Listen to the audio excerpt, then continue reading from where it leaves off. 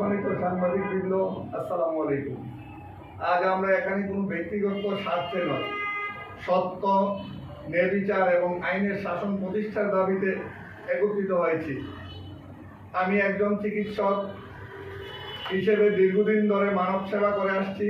জনস্বার্থে আমি বাংলাদেশ জাতীয় অন্ধ কল্যাণ সমিতি কুমিল্লার 17,22,95,000 টাকা আত্মসাৎ সহ সংগঠিত অনিয়ম দুর্নীতির বিরুদ্ধে সমাজ সেবা অধিদপ্তরে আইনগতভাবে অভিযোগ দায়ের করি ও মহামান্য হাইকোর্টে এ বিষয়ে রিট পিটিশন দায়ের করি। মহামান্য হাইকোর্ট বিবাদীদের বিরুদ্ধে রুল নীতি জারি করেছেন। এই বিষয়ে সমাজ সেবা অধিদপ্তরে গত 23/5/2026 তারিখে অধিকতর তদন্তের চূড়ান্ত সাক্ষ্য প্রদান করি, কিন্তু দুর্নীতির বিরুদ্ধে কথা বলার অপরাধে আমাকে কুমিল্লা মহানগর চক্ষু হাসপাতালে কর্মরত অবস্থায় নিষিদ্ধ ঘোষিত সংগঠনের সদস্য আওয়ামী শ্রমিক লীগের নেতা আবুল কালাম সহ পূর্ব থেকে উঁত পেতে থাকা অজ্ঞাতনামা আরও 4-5 জন হাসপাতালে অনধিকারে প্রবেশ করে আমাকে হত্যার উদ্দেশ্যে আমার উপর হামলা করে। সমাজসেবা অধিদপ্তরের তদন্ত কর্মকর্তার সামনে সাক্ষ্য দেওয়ার সময়ও আমি আমার উপর হামলার আশঙ্কা জানিয়ে বারবার লিখিতভাবে অবহিতও করেছি, কিন্তু চূড়ান্ত সাক্ষী প্রদানের স্বল্প সময়ের মধ্যেই অভিযুক্তরা পূর্ব পরিকল্পিতভাবে নিষিদ্ধ ঘোষিত সংগঠন আওয়ামী শ্রমিক লীগ নেতা মোহাম্মদ আবুল কালাম আমাকে বাংলাদেশ জাতীয় অন্ধ কল্যাণ সমিতি কুমিল্লার অভিযোগ প্রত্যাহার করতে বাধ্য করার চেষ্টা করে এবং 10 লক্ষ টাকা চাঁদা দাবি করে।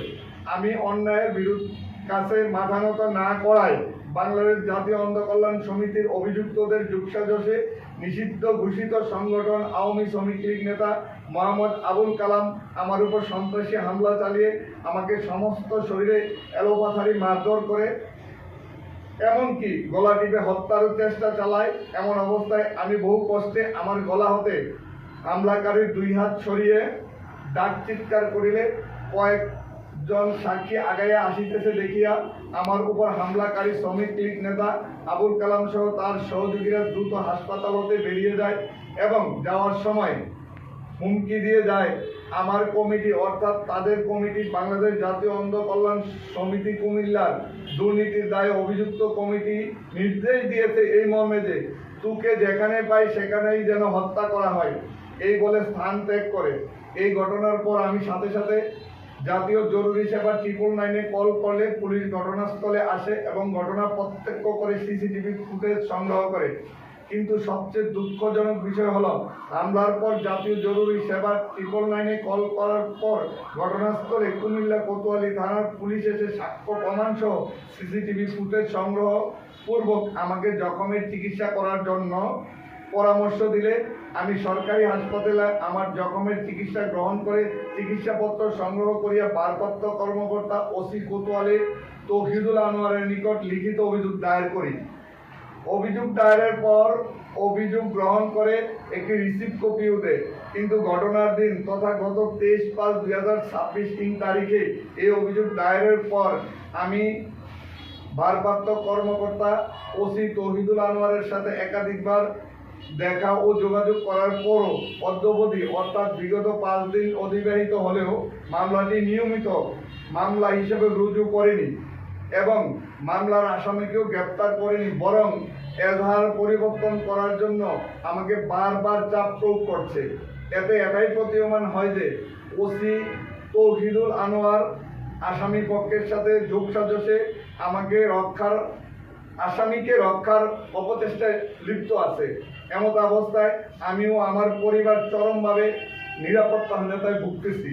আমি আমার মামলাটি নিয়মিত মামলা হিসেবে রুজু সহ আসামিদের বিরুদ্ধে আইনানুগ ব্যবস্থা গ্রহণের জন্য মাননীয় প্রধানমন্ত্রী দেশনায়ক তারেক রহমান ও মাননীয় স্বরাষ্ট্রমন্ত্রী মহোদয়ের নিকট আকুল আবেদন জানাচ্ছি। উপস্থিত সবাইকে ধন্যবাদ। আপনি কতজনকে অভিযোগ করেছেন থানায় এবং কি ওই দিনের ঘটনার সিসি ফুটেজ সংগ্রহ কি করেছিলেন? পুলিশ কি ইনভেস্টিগেশনে তা সংগ্রহ করেছিল? জি, পুলিশ সাথে সাথে 999-এ কল করার পরে একবার গেছে, গিয়ে সিসিটিভি ফুটেজ সংগ্রহ করেছে। আবার পরের দিন গিয়ে আইইউজে তদন্তকারী কর্মকর্তাও গেছে, উনি গিয়ে ওইখানে সিসিটিভি ফুটেজ সংগ্রহ করেছে।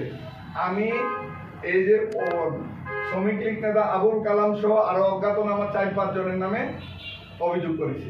আচ্ছা, আরেকটা বিষয় হলো আপনার ওখানে যে পরবর্তীতে যে তদন্ত কর্মকর্তা গেছিল, জি। উনি কি সাদাবাজির বিষয় এরকম কিছু পাইছিল, যে সাক্ষী পাইছিল? ওনার সামনে আমার সাক্ষীরা যে 3 জন সাক্ষী লিখিতভাবে দিছে ওইখানে উপস্থিত ছিল, যারা হাসপাতালের চেম্বারে ছিল তারাও বলে দিছে যে এখানে চাঁদাবাজি করার জন্য 10 লক্ষ টাকা চাঁদা চাইছে।